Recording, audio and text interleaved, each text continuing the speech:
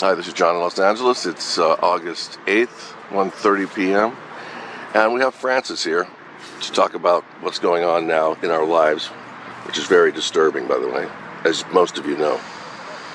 So we ran into each other in the supermarket. And we both had I had a scarf on like a bandit in a Western, and she had a mask on. So I didn't recognize her at first.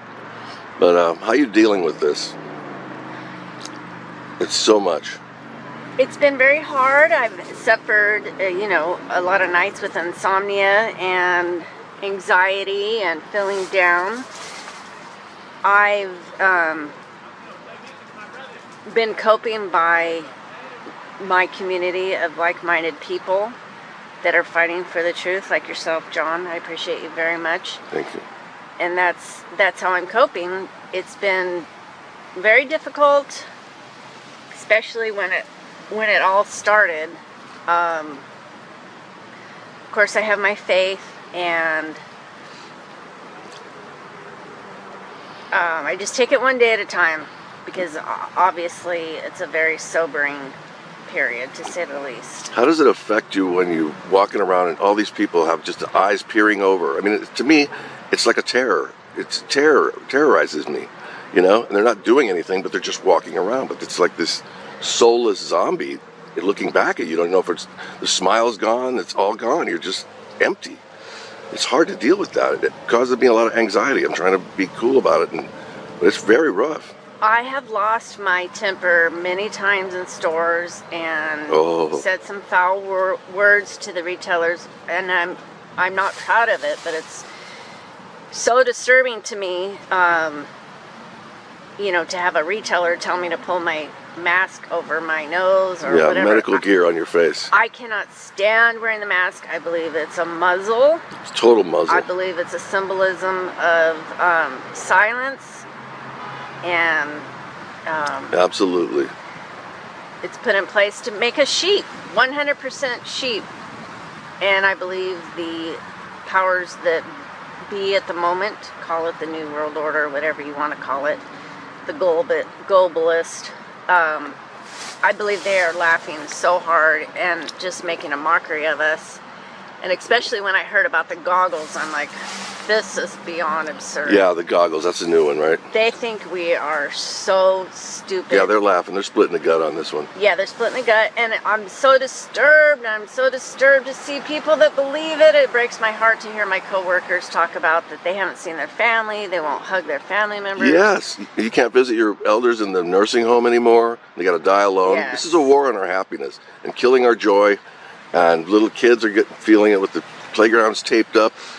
They're just getting off on these freaks. Yes, I believe it is definitely intended to be torture. I understand that a lot of these are CIA techniques designed to torture people, and I 100% believe it is to tear down our soul and make us zombies. Yeah, that's what it appears to me right now. And it's looking that way. A lot of people seem to have lost all their everything. Their personality is not there anymore. I see them walking with the mask on through the neighborhood like they used to strut in the neighborhood. Now they're kind of doing the Quasimodo shuffle. They're just kind of hunched over and in a world of their own. And they're afraid because that damn TV set told them to do all this stuff. John, what's equally disturbing is the Karens out there, the snitches, that brainwash people, that will actually assault people for not wearing their mask. Yeah.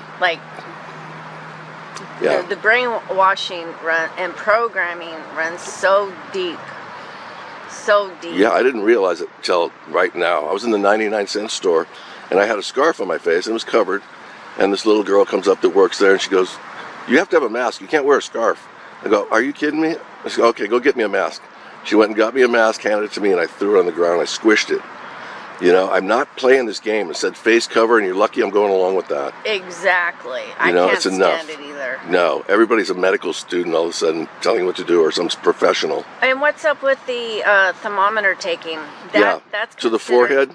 That's considered medical care. How are you qualified to administer medical care to me? Goodwill is making you take your temperature. Mm-hmm. And other stores are too. They actually have a team of guys that COVID the stores up. They make sure that everybody's following the rules. So there's a liquor store I went in. And they wanted to take my temperature in there too. And I said, you want to sell something here? I'm not doing that. And nobody should. And read about that thermometer, by the way. Ultraviolet light into the pineal gland? Yes. No good. Peggy. It's a gun. The Peggy Hall. Peggy Hall. I was so fortunate to see her YouTube video with Celeste Salam, and to know bring my own thermometer. In the event I am forced to give it, I'll be like, no, I got my own thermometer, and you're not going to put a laser at my head, okay? There's just so much involved, on so many levels. I feel kind of good right now. I'm on the upswing. Okay, good. Psychologically, but towards the beginning, it was just like, forget sleep, because you don't feel safe. No, you don't feel safe. How can you feel safe knowing what's going on? Number one, people talk about their constitutional rights. Sorry, your constitutional rights are gone because the health pandemic, scandemic hoax supersedes the Constitution. Yeah, seems to, doesn't it? Well, it does. Obviously. FEMA has rights over the president. Yeah, this is ridiculous. I'm not saying we shouldn't stand up for our rights. No, we have to. This is part of my contribution to standing up for truth, is speaking here with you now. Well, I'm glad you're doing that, and it's just everything's now is a major hassle. Go to the store, get a loaf of bread. You go through this whole song and dance. Wear a mask, stand in line 6 feet apart. Come on, that's control. And we know that the 6 feet apart is scanning, for scanning purposes. Facial recognition, yeah. It just goes on and on. These guys are laughing, and I'm sick to my stomach over it. You know? I am too, and I really want people to stand up. Why can't we be like Europe and France and Switzerland and just say no? Go back to work. We're not going to bend over for you and your ridiculous rules. And we also know the masks are detrimental to our health. Big time. That's going to produce its own fatalities. Yeah, that'll be a real pandemic, is the effects of the mask. Yes. On the lungs and the brain from the oxygen depletion, the whole bit. I mean, all of this stuff they're spraying this down the stores with. Oh my God, hand sanitizer. That and the gaseous toxic chemicals. I feel sorry for retailers that are stuck in there all day with those toxic fumes. Yeah, I know. Having to wipe down the counter after every customer. I was at Ross or one of those stores. Oh, I've seen that. They were wiping down the counter. I'm like, do you even know what you're breathing in? I said, what's in that chemical? They don't even know. I'm like, oh Lord. I'm like, y'all need to be careful because you're exposing yourself to cancerous chemicals all day long. Yeah, there's something called triclosan that's in that stuff. And they got everybody believing that they need to protect themselves by wearing a mask, killing every germ within 100 miles of themselves, and screwing their whole immune system up. And they believe they're helping other people and themselves. This is how much brainwashing is going on here. And we can't. Sick. We can speak as much as we want, and they make fun of us. You know, calling us a conspiracy theorist or rebels or whatever. And I believe those people, call them sheep, call them what you want, they are under a spell. Total curse. Yeah. They're under a spell.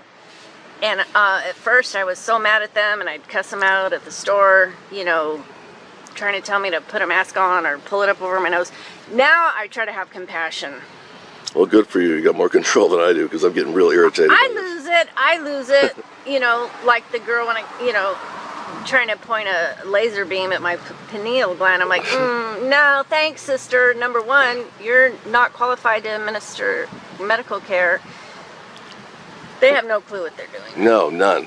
Order followers, the cancer of the world right there. I want to have compassion for them. I want to have compassion for everybody. And like you said, it's very hard. And I dare one of those Karens to approach me trying to film me on their phone or take pictures not wearing a mask. It's on. Yeah. It's on. Well, good for you. Any parting words you want to say to everybody out there dealing with the same thing? I just want to say, stay strong, band together. be with like-minded people is how, you know, we're going to keep our sanity. And I applaud everyone that Peggy Hall, John, Yes, Peggy Hall's awesome. the other people that are really putting their lives on the lines, truly, to help others, their lives, their reputations, their livelihoods, whatever you want to call it. Stay strong, stay with your people, and fight the good fight. Thank you so much for doing Thank you, this. John. You did a Thank you great so job much. as usual. All right, take care. Back to the Twilight Zone.